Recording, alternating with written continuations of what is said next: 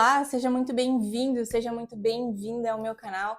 O meu nome é Suzy Marciano e no vídeo de hoje, atendendo a pedidos de vocês, a gente vai começar a nossa série comentando o livro do Dr. Joe Dispenza, Como se tornar sobrenatural. Eu já estou aqui com o livro, esse daqui, Como se tornar sobrenatural. Opa!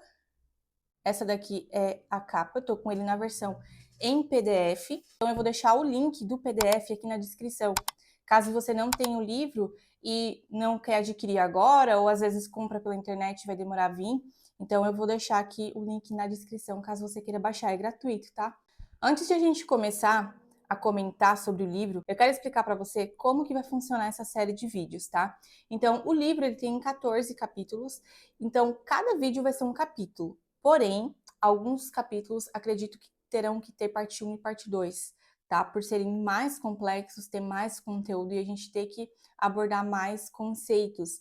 Então, talvez em algum capítulo eu tenha que dividir em parte 1 ou parte 2 para não ficar muito longo. E no final de cada capítulo, ele sempre coloca uma meditação. E essa meditação eu também vou fazer, tá? Para que você consiga praticar as meditações. Então, a gente vai comentar o livro e a gente vai colocar em prática aquilo que ele ensina no livro, que esse é o real objetivo, né? Só que essas meditações, eu vou gravar elas separadamente do comentário, do vídeo do comentário, para que você consiga acessar essa meditação sempre que você quiser e não precise ficar procurando no vídeo, tá? Então, vai ter separadinho um vídeo para cada meditação e eu vou colocar também uma playlist aqui no YouTube só das meditações para você conseguir acessar mais facilmente. Para quem tem o Spotify Premium, eu vou colocar lá no Spotify também. Então você pode procurar lá por Meditações de Joe Dispenza por Suzy Marciano. Ainda não comecei a colocar as meditações, mas quando a gente chega na parte do livro que tiver a primeira meditação, eu vou colocar lá e vou avisar vocês também, tá? Para quem não conhece o livro ou para quem não conhece o Dr. Joe Dispenza, ele é um neurocientista e ele estuda ciência, neurociência aplicada à espiritualidade, ao misticismo e etc. Ele faz inclusive os próprios experimentos. Nas palestras e oficinas que ele faz, ele utiliza os próprios alunos dele como uma forma de fazer estudos. Então, ele faz as meditações e durante as meditações, ele mesmo vai medindo, né, as alterações das ondas cerebrais, dos batimentos cardíacos, enfim, para complementar a teoria que ele está explicando aqui e abordando no livro dele, tá? Dito isso, vamos para o primeiro capítulo. O primeiro capítulo se chama Abra a Porta para o Sobrenatural, que basicamente é um capítulo meio que introdutório. Ele começa narrando a história da Ana. A Ana, ela é uma psicoterapeuta, que inclusive, pelo que a gente entende no livro, é uma psicoterapeuta bem-sucedida. Ele até narra, né, um cenário onde ela está em casa e tal, lendo seus artigos com os filhos, final de tarde, assim, um cenário aparentemente perfeito, né, de uma pessoa que tem uma vida perfeita. Ela é uma psicoterapeuta bem-sucedida, ela tem um casamento bem-sucedido, ela tem seus filhos, ela tem praticamente tudo aquilo que ela deseja, tudo aquilo que uma vida perfeita, praticamente. Até o dia que ela recebe uma notícia, né? Então ela tá em casa, onde ele vai narrar esse cenário lindo, maravilhoso e perfeito, mas ela recebe uma notícia. Ela começa a estranhar que o marido dela tá demorando a voltar para casa. De repente, os policiais chegam na casa dela e dão a notícia de que o esposo dela se jogou de um prédio.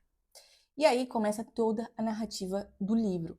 Porque no momento em que ela recebe essa notícia, o livro narra, né, como ela se sentiu no momento. Então, as pupilas dela se dilataram, os músculos ficaram rígidos, sentiu uma dor muito forte no topo da cabeça. Esses sintomas, eles são causados quando a gente está num momento que a gente chama de estresse. Então, o que é o estresse? Ele começa já abordando o livro falando sobre o estresse. Então, para a gente começar falando de estresse, eu quero apresentar para você um conceito que ele vai falar no livro, mas eu quero já elucidar isso muito bem agora para que você compreenda o restante, tá? Eu vou colocar aqui na tela uma imagem para você acompanhar meu raciocínio, tá? Nós temos o nosso sistema nervoso e nós temos uma parte do nosso sistema nervoso que se chama sistema nervoso autônomo, que é algo que ele aborda muitas vezes no livro. O sistema nervoso autônomo, ele é um sistema, como o próprio nome já diz, ele é autônomo, ou seja, ele é independente. Na verdade, ele é inconsciente. O sistema nervoso autônomo, ele faz parte do nosso inconsciente, ou seja, é um processo que a gente não tem muito controle. Por exemplo, você controla a sua respiração? Você até tem como controlar em determinados momentos, você consegue respirar um pouco mais rápido, um pouco mais devagar, Porém, quando você está dormindo, por exemplo, você não fica pensando, eu tenho que respirar agora. Agora eu vou fazer a minha digestão. Você não pensa, porque é uma inteligência independente, é uma inteligência inconsciente. Ela funciona independentemente da sua consciência. Então, esse é o nosso sistema nervoso autônomo.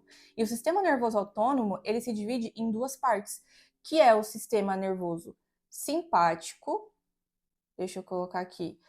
Ele é o sistema nervoso parasimpático e o simpático. E aí, a gente precisa entender uma coisa. Os dois, eles são contrários um do outro. Então, se um te acalma, o outro te deixa agitado. Se um te faz dormir, o outro te deixa acordado.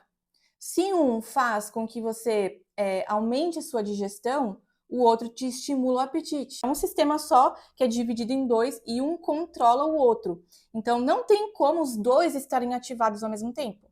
Sempre vai ter um que vai estar mais ativado ou o outro. Quando um está ativado, o outro está mais diminuído. E isso sempre, proporcionalmente, é impossível os dois estarem ou aumentados ou diminuídos ao mesmo tempo. Porque um regula o outro. Tá? Então a gente tem o simpático. O simpático, ele tá relacionado àquilo que a gente chama de estresse, que é aquilo que ele mostra no livro. Por quê? O sistema nervoso simpático, ele é ativado quando, através dos seus sentidos, concorda comigo que a gente experimenta essa realidade de acordo com os nossos sentidos, né? Com aquilo que a gente toca, com aquilo que a gente sente, que a gente ouve, que a gente vê, que a gente sente o gosto. Esses são os meios pelos quais a gente experimenta a nossa realidade. Quando, por algum motivo, a nossa mente, ela interpreta que a gente está em uma situação de potencial perigo, o sistema nervoso simpático é ativado. Automaticamente. Você não controla. Quando você vê, você já está ali sob os efeitos desse sistema, que ele é o sistema que libera a famosa noradrenalina e também cortisol, enfim, etc. Então, ele libera noradrenalina. Quando ele libera noradrenalina, o que ele faz? Ele te prepara para o famoso luta ou fuga. Então, ou você vai lutar ou você vai fugir, um dos dois. Mas o que isso te exige? Se você vai lutar, você precisa do quê? De mais força. Ou se você vai correr, você também precisa de mais força. Então, o seu cérebro, nesse momento, seu sistema nervoso autônomo, ele retira toda a energia que está nos seus órgãos internos, por exemplo, e joga para os seus músculos. Porque você precisa de força, você precisa de energia para correr ou para lutar. A sua pupila ela dilata, por quê? Porque a sua visão periférica ela aumenta, afinal você está em perigo, você precisa ficar em estado de alerta. Então a sua pupila dilata, a sua visão periférica aumenta. Por exemplo, a sua respiração ela fica mais ofegante. Por quê? Porque quando você respira, você está colocando oxigênio para dentro. E o seu músculo, o seu sangue, todo o seu corpo precisa de oxigênio. Então você respira mais rápido. Por quê? Porque você precisa oxigenar mais. Você precisa de mais força. Seu batimento cardíaco ele aumenta, por quê? Porque o coração ele impulsiona o sangue, né, para todos os outros órgãos e todos os sistemas do seu corpo. Então você bombeia mais rápido, o seu coração acelera, por quê? Porque ele está trabalhando mais. Isso a gente chama esse estado de luta ou fuga é exatamente estado de alerta, é exatamente estado de estresse. E isso é totalmente natural, é totalmente fisiológico. Isso, na verdade, é sim uma forma que protege o seu corpo. O problema é quando você está constantemente vivendo sobre esse estado. Porque o nosso corpo ele é preparado para lidar com uma situação de estresse. Porém, quando sua mente entende que você não está mais em perigo, ou seja, você já lutou ou você já fugiu, você já está em um lugar seguro agora, o seu corpo vai. Quando você está num momento de estresse, o seu sistema simpático está aqui em cima e o parasimpático está aqui embaixo. Por quê? Porque o parasimpático, ele vai fazer o contrário. Então, o parasimpático, ele te acalma, o parasimpático, ele foca toda a energia e distribuição de oxigênio, etc., para os órgãos, ele vai fazer a digestão, ele vai fazer a manutenção no seu corpo e etc. Que é exatamente o contrário que o sistema simpático faz. E aí, quando o seu cérebro entende que você não está mais em perigo, o parasimpático, né, o simpático começa a diminuir, o parasimpático começa a subir e os dois começam a trabalhar em equilíbrio. Isso é um processo natural. Agora, o que que acontece? A Ana, aqui do livro, ela teve um momento em que ela ficou numa situação de estresse, ela ficou em choque com a notícia, obviamente, ela não estava entendendo nada, ela não sabia o porquê. O marido dela não se despediu dela, ele não explicou nada para ela, não deixou nenhuma carta para ela, ela ficou totalmente em choque. Só que qual é a questão? O que que aconteceu com a Ana? Ela assumiu uma identidade onde ela começou a se culpar pelo que tinha acontecido, ela começou a julgar, ele não poderia ter feito isso, afinal ele tem 3 filhos, ele tem uma esposa, entende? O julgamento, ela ficava falando para as pessoas o que tinha acontecido com ela ficava constantemente se relembrando, ou seja, ela estava sempre revivendo aquilo que tinha acontecido, aquele evento que aconteceu naquele dia que ela teve a notícia, que ela entrou naquele estado de estresse. Só que toda vez que ela conta para alguém o que aconteceu com ela, toda vez que ela começou a agir como uma vítima, a se vitimizar e automaticamente as pessoas ao redor dela começaram a tratar ela como uma vítima, como uma pobre coitada que tinha perdido o marido. O problema foi que ela não superou, ela não soube lidar com aquilo, mesmo sendo uma psicoterapeuta. Ela não conseguiu lidar com aquela situação, administrar toda aquela situação. Ela continuou revivendo sempre a mesma coisa. Só que a sua mente, ela não entende o que é passado, o que é presente, o que é futuro. Ela só entende o agora, porque para sua mente só existe agora. Não existe passado, não existe futuro. Então, toda vez que ela falava que ela estava se sentindo mal, toda vez que ela falava que ela era uma vítima, que o marido dela é isso, que o marido dela é aquilo, a mente dela, o que o cérebro dela fazia? Ativava o sistema nervoso simpático.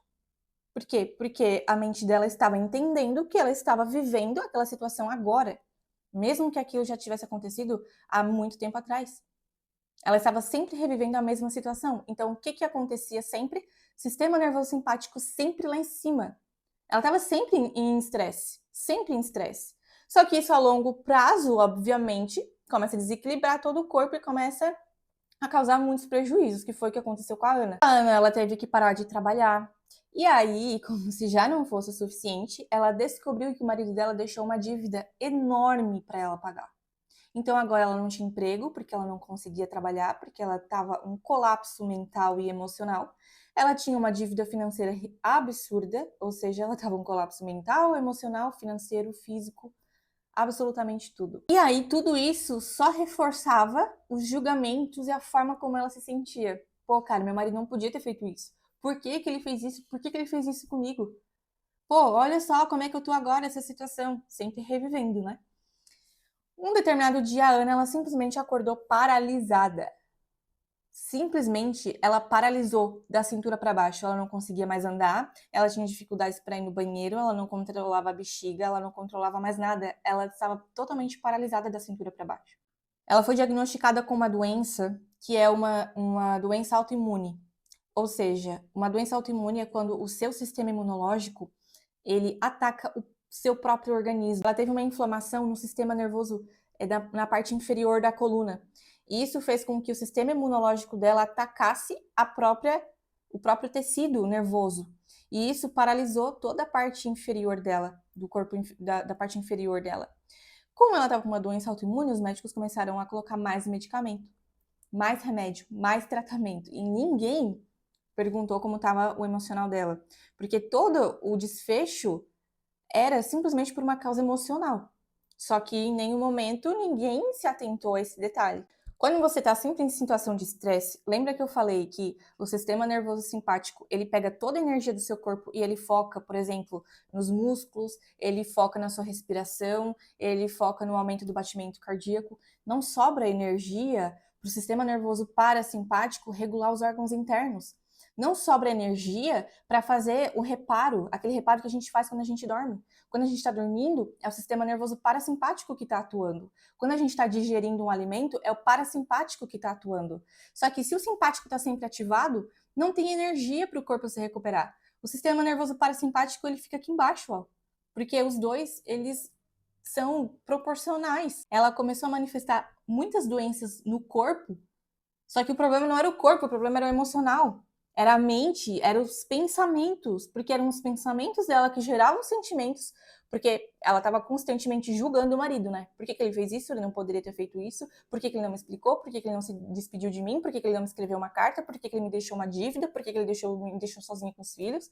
Então, os pensamentos geram um sentimento e esse sentimento, eles têm uma consequência no seu cérebro. Eles liberam substâncias químicas e essas substâncias químicas têm um efeito no seu corpo. Se você está sempre em estresse, seu sistema nervoso simpático está sempre ativado o tempo todo. Não tem energia para os seus órgãos, não tem energia para os seus tecidos. Você está sempre alerta, você está sempre ansioso, você está sempre agitado, você não consegue dormir, você tem insônia.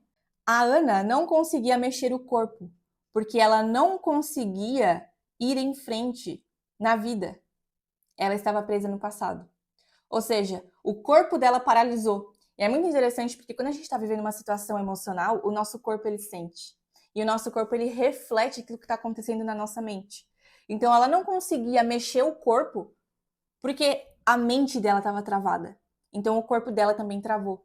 É um reflexo porque os dois caminham juntos. Ela estava presa no passado. Por que ela estava presa no passado? Porque ela estava sempre revivendo um acontecimento que já tinha acontecido. Só que, como a nossa mente não distingue, ele acha que é o presente. Só que, na verdade, ela estava presa no passado. Então, ela estava vivendo um ciclo de pensamento, sentimento e reação. Estava sempre nesse ciclo. E esse ciclo era sempre gerado pelos mesmos pensamentos. E esses pensamentos, eles eram gerados por causa de uma situação que não foi superada, que não foi resolvida. Resumindo, a Ana ficou no hospital, começou a usar mais medicamento, começou a aparecer mais problema. Ela adquiriu uma infecção bacteriana, porque o sistema imunológico dela estava baixo, porque pensa, olha só, eu falei que a doença autoimune é quando o seu corpo ataca ele mesmo. Como que a gente resolve uma doença autoimune? A gente tem que suprimir o sistema imunológico, porque ele está atacando, então a gente tem que diminuir a atividade dele, então a gente abaixa o sistema imunológico. A pessoa fica mais suscetível. E aí ela desenvolveu uma infecção bacteriana. O que aconteceu? Mais antibiótico. Quando a gente toma antibiótico, a gente mata as bactérias ruins, mas também as bactérias boas, que fazem parte de toda a fisiologia do nosso corpo, que mantém o nosso corpo funcionando. Então ela começou a desenvolver outros problemas. Ela começou a desenvolver feridas na boca, por exemplo. E aí ela começou a tomar mais medicamento, a saliva dela cessou como efeito colateral dos medicamentos, então ela não tinha saliva, a boca dela foi ficando enferidada, foi criando ulcerações, né, que a gente diz que são feridas. Essas ulcerações elas foram se espalhando pelo corpo, chegando no esôfago, até o ponto que ela foi diagnosticada com um câncer de esôfago. Tudo isso foi gerando nela mais estresse. Mais e mais estresse. Ela não tinha dinheiro, ela tinha uma dívida enorme, ela perdeu a casa por causa da dívida que ela teve, e aí ela começou a reagir a tudo e a todos. Ela começou a tomar medicamentos para depressão, porque ela desenvolveu uma depressão, e aí o humor dela oscilava o tempo todo. Ela brigava com todo mundo, com as pessoas, se irritava com todo mundo, reagia a tudo e a todos, ou seja, mais estresse. Estresse em cima de estresse, estresse, estresse, estresse. Seu cérebro, ele fica viciado. Olha que loucura. Eu vou te explicar como que funciona um vício, tá?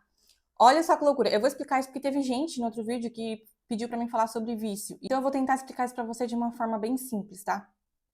Espero que você consiga compreender. Imagina que isso daqui é um neurônio, tá? O que é um neurônio? Um neurônio é uma célula do nosso cérebro, tá? Então as células que atuam, que compõem o nosso cérebro se chamam neurônios. Então a gente tem um neurônio e a gente tem outro neurônio. Porque o nosso cérebro, ele funciona assim, tá? Ele funciona de as conexões entre as células, as comunicações, na verdade. Todo neurônio, toda célula, ela tem na sua membrana que a gente chama de receptores. O que é um receptor? Quando você está num estado de alerta, isso funciona para qualquer coisa. Quando você está num estado de estresse, o seu neurônio, ele vai liberar o quê? Noradrenalina. Então, esse neurônio aqui, ó, ele vai jogar para fora noradrenalina, ele vai liberar noradrenalina, tá? Ele liberou aqui para esse meio que a gente chama de fenda sináptica. Ou seja, ele jogou noradrenalina e essas noradrenalinas agora elas estão aqui, ó, disponíveis para serem utilizadas, digamos assim.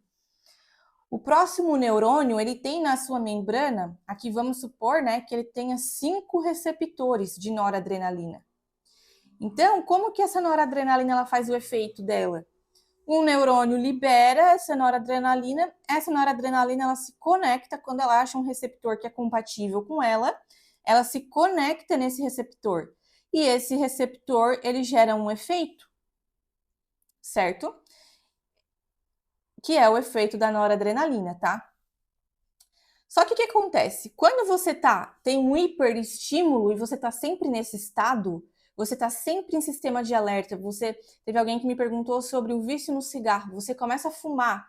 Na primeira vez que você fuma, você tem 5 receptores. Só que você liberou aqui, ó, 1, 2, 3, 4, 5, 6, 7, 8, 9, 10, 11 moléculas de noradrenalina. Você concorda comigo que você tem muito mais noradrenalina do que receptor? Tá desproporcional, você tem um hiperestímulo. Então, todos os receptores, eles ficam ocupados. Por quê? Porque você tem muita noradrenalina para pouco receptor. Então, todos os receptores são ativados. Todos eles vão gerar efeitos ao mesmo tempo. Isso gera um hiperestímulo. Só que o nosso corpo é inteligente. Então, ele percebe que tem muito estímulo, tem muita noradrenalina para pouco receptor. Então, o que ele pensa? Eu não preciso de tudo isso de receptor. Porque a quantidade de receptores, digamos que para aumentar a probabilidade de ter um efeito. Só que se eu tenho muita noradrenalina, eu não preciso de muito receptor. Porque se eu tiver 3 receptores, eles vão estar ocupados igual. Então, a célula, ela faz um processo que a gente chama de dessensibilização. Ela pega esse receptor que está na membrana, e ela literalmente esconde esse receptor. E agora esse receptor, ele fica escondido dentro da membrana da célula. Então ele não tem mais efeito. Porque agora a noradrenalina está aqui fora, só que ela não tem mais receptor. Então antes eu tinha 5 receptores ativos, agora você tem 3. Só que aí, o que acontece? Você vai lá e fuma mais cigarro. Você vai lá e começa a ficar mais estressado. Você começa a comer mais. Você começa a beber mais. Por quê? Porque você quer ter o mesmo efeito que você tinha antes. Só que você não vai ter o mesmo efeito que você tinha antes porque você não tem mais 5 receptores, você só tem 3. Só que você tenta fazer o quê? Mais estímulo, numa tentativa de ter o mesmo efeito do início. Mais estímulo, mais noradrenalina, mais noradrenalina. Só que vai acontecendo o quê? Esses receptores vão sumindo. E aí você vai aumentando a dose do medicamento, se antes você fumava um maço de cigarro, agora você fuma 3 maços de cigarro. Se antes você bebia uma cachaça, agora você bebe 3. Por quê? Porque você está sempre tentando ter o mesmo sentimento. É um vício, isso se chama vício, você fica dependente. Você vai aumentando a quantidade de estímulo numa tentativa de ter o mesmo efeito. E a sua célula vai cada vez mais ficando mais retraída. O seu cérebro fica dependente dessas emoções, porque essas emoções são substâncias químicas. Então, a sua mente, ela te auto-sabota, ela faz com que você fique mais estressado. Ela cria situações para você se estressar mais. Por quê? Porque é a sua mente, o seu cérebro quer mais estímulo, ele quer mais noradrenalina. Você fica viciado em pensamentos que constroem a vida que você odeia. Ou seja, o seu cérebro, ele fica viciado em continuar criando mais da vida que você odeia, a vida que você não quer ter. Isso vira um ciclo. Você fica preso numa vida que você odeia porque o seu cérebro está viciado nisso. Ela estava viciada nos próprios pensamentos que a faziam se sentir tão mal. Até o dia que a Ana decidiu mudar. Ela cansou de tudo, decidiu mudar. Ela não avisou ninguém, ela simplesmente não foi mais fazer quimioterapia. Ela não avisou os médicos e também ninguém ligou para perguntar. E ela simplesmente decidiu que ela ia parar com tudo. Ela parou com todos os medicamentos, exceto o medicamento da depressão. O restante ela cessou. E aí ela descobriu o Dr. Joe Dispenza, foi a uma de suas oficinas, começou a praticar as meditações. E algo que eu achei interessante foi que ela fez essas meditações por mais de 1 ano. E no começo ela não teve grandes efeitos, mas ela não desistiu, ela foi insistente. Olha só o que ele escreve aqui, ó. A Ana fez uma escolha com uma firme intenção de mudar a si mesma e a própria vida. E a amplitude dessa decisão transmitiu um nível de energia que fez com que o corpo respondesse à mente. O nosso corpo, ele responde à nossa mente. Sempre. E não o contrário. O corpo responde à mente. Então, ela estava condicionando o corpo dela a viver sempre aquela vida. Agora ela decidiu mudar. E essa decisão, gente, a decisão, ela é tão poderosa que se você soubesse, eu saí da depressão assim, eu já falei aqui no canal. Eu estava num estado depressivo, lógico que eu não estava num colapso no nível da Ana, mas eu estava num estado depressivo e eu estava vivendo esse ciclo, sempre me culpando, ai, porque isso é culpa minha, porque isso não sei o quê. Eu estava viciada também em criar aquela realidade que eu estava vivendo. Até o dia que eu decidi que eu ia sair daquilo e que eu não ia mais me culpar por coisa nenhuma. Essa decisão me tirou da depressão e essa decisão foi o que salvou a vida da Ana também. Então, se você tem alguma coisa que você quer vencer, se você tem um vício, se você quer algo que você quer mudar na sua vida, seja o que for, comece decidindo, tomando uma decisão. E toda vez que você pensar em desistir, toda vez que você querer voltar atrás, você vai dizer: eu tomei uma decisão e eu não vou voltar atrás na minha decisão. Então, comece tomando uma decisão, foi o que ela fez, ela tomou uma decisão. E quando você toma uma decisão, concorda que você dá um estímulo diferente para sua mente do que você vinha dando até agora? Você dá um estímulo diferente para sua mente. E, obviamente, o seu corpo começa a responder a esse estímulo. Foi a decisão de mudar que lhe deu forças para alugar uma casa nova, morar com os filhos, sair do relacionamento negativo que ela estava, porque para ajudar ela estava num relacionamento abusivo. Começou a participar das meditações, né? Começou a fazer as meditações. Ela estava comprometida, porque ela tinha tomado uma decisão de mudar de vida. Então, não importa quanto tempo demore para você alcançar aquilo que você quer. Suzy, eu fiz uma meditação e nada aconteceu. Continue. Tome a decisão de mudar a sua vida. Foi o que ela fez, só que não é de um dia para o outro. Você precisa continuar. Por quê? Porque o seu cérebro está viciado. E sabe como é que o seu cérebro sai daquele estado que eu mostrei para você? Onde os receptores eles se internalizam, sabe o que a gente tem que fazer para eles voltarem de novo para a membrana da célula para gerar efeito? A gente precisa diminuir o estímulo. Olha só, eu vou voltar lá na imagem para mostrar para você. Como que a gente faz para esses receptores saírem de dentro da célula e voltar para a membrana deles? Como é que a gente faz? Alguém aí já fez desmame de medicamento? Estou falando de medicamento porque, como eu sou farmacêutica, a gente aborda muito nesse aspecto. Mas alguém aí já fez desmame? O que você faz num desmame? Você não vai diminuindo a quantidade de medicamento aos poucos. Você não vai parando de fumar aos poucos. Você não vai parando de beber aos poucos. Sim, por quê? Porque se você diminui o estímulo, agora vai acontecer o efeito ao contrário, né? Se antes você tinha 10 moléculas para 5 receptores, mas agora você só tem 5 moléculas, o que vai acontecer? Seus receptores vão voltar para a membrana, porque eles querem aumentar a probabilidade de se conectarem com uma molécula. Então, a forma de você reverter um vício é diminuindo o estímulo. Então, se você está viciado em emoções negativas que te fazem construir uma vida que você odeia, comece mudando seus pensamentos. Porque os seus pensamentos é que geram essas substâncias que liberam essas substâncias químicas no seu cérebro. Você diminuindo o estímulo de noradrenalina, automaticamente as suas células vão voltando ao normal, aos poucos. Isso é um processo lento, demorado.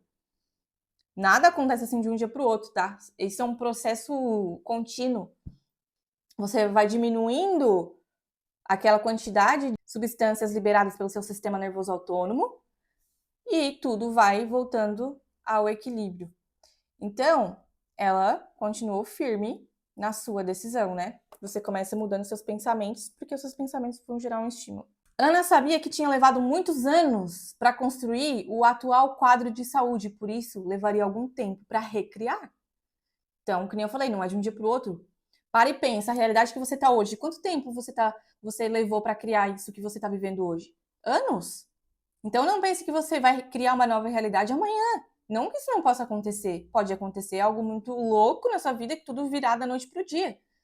Mas se você passou anos construindo um padrão de vida que você odeia hoje, você precisa ser paciente e compreender que para criar a realidade nova que você quer, você também vai levar algum tempo.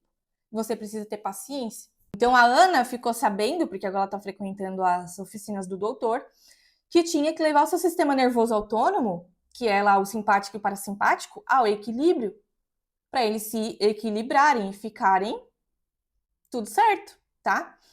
Porque esse controla todas as funções automáticas. Você já sabe que o sistema nervoso autônomo, ele é autônomo porque ele é automático, né? Ele é inconsciente, que acontecem além da percepção consciente, né? Foi aquilo que eu falei. O sistema nervoso autônomo, ele não é controlado pela nossa consciência, tá?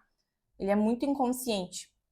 Como digestão, absorção, níveis de açúcar no sangue, temperatura do corpo, digestão, secreções hormonais, frequência cardíaca e tudo aquilo que a gente já conversou. O caminho que a Ana fez para reconstruir a vida dela é exatamente o caminho que o livro nos proporciona, nos propõe.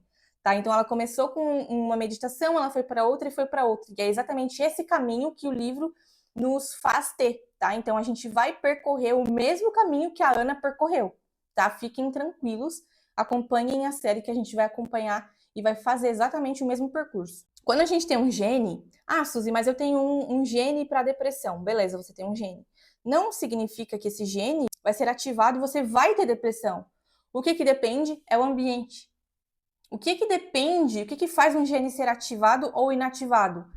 É o ambiente que esse gene está. São as substâncias químicas, porque tudo no nosso corpo acontece através de rotas bioquímicas, tá? Uma substância influencia na outra, e a outra influencia na outra, e a outra na outra, na outra, e assim por diante. Um gene para ser ativado, se você tem um gene de uma doença, esse gene só vai ser ativado dependendo do estado interno que o seu corpo tá.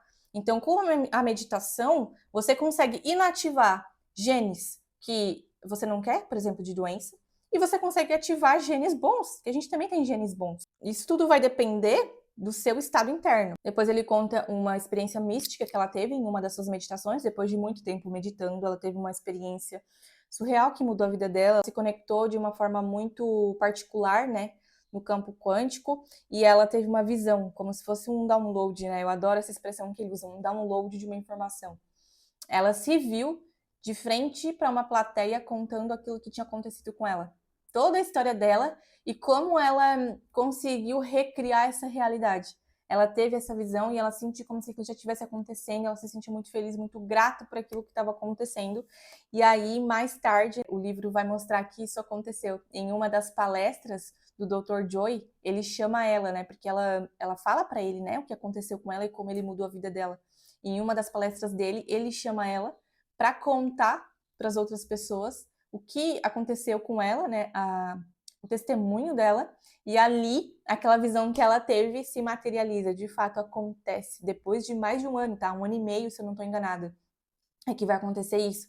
Então seja paciente.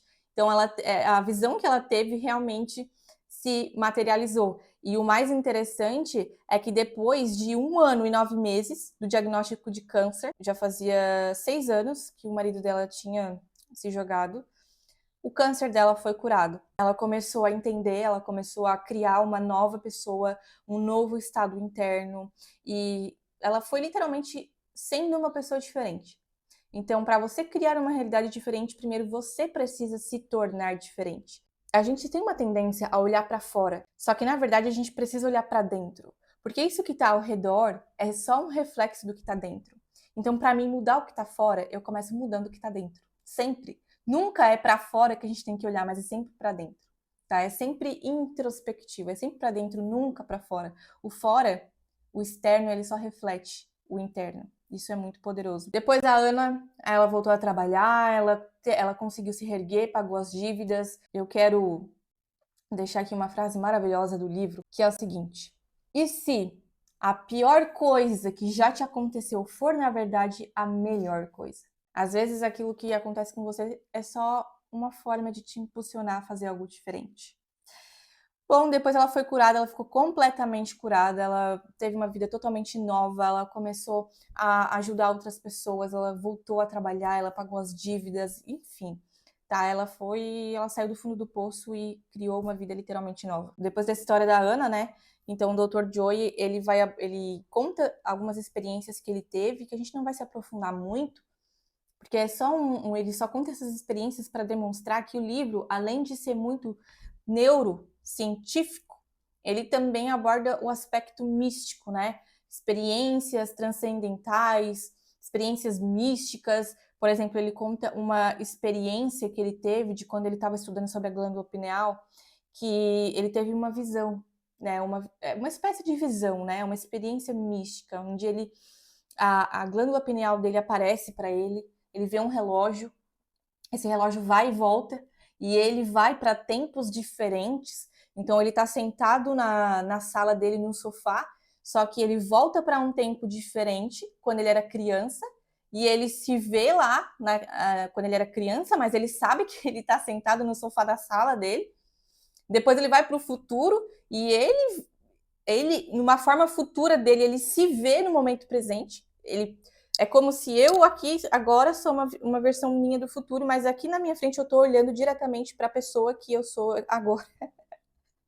É muito louco e esse é o objetivo do livro, né? Mais pra frente a gente obviamente vai chegar lá, a gente vai falar de glândula pineal, a gente vai falar de tempo, a gente vai falar de tempo e espaço, a gente vai ver que o futuro não existe, o passado não existe, tudo é uma coisa só. Ele volta em outras encarnações passadas, em outras eras da humanidade. Essa parte a gente não vai se aprofundar muito, porque é só para demonstrar, né, o que a gente pode esperar do livro, né? Então, os próximos capítulos a gente vai se aprofundar numa jornada em que a gente vai misturar ciência, espiritualidade, misticismo, tá? Então a gente vai falar de física quântica, a gente vai falar de glândula pineal, a gente vai falar de viagem no tempo, a gente vai falar de dimensões, a gente vai falar de multidimensões, tá? Então aqui ele demonstra, né, que a gente tem várias versões de nós mesmos, existem várias versões da realidade.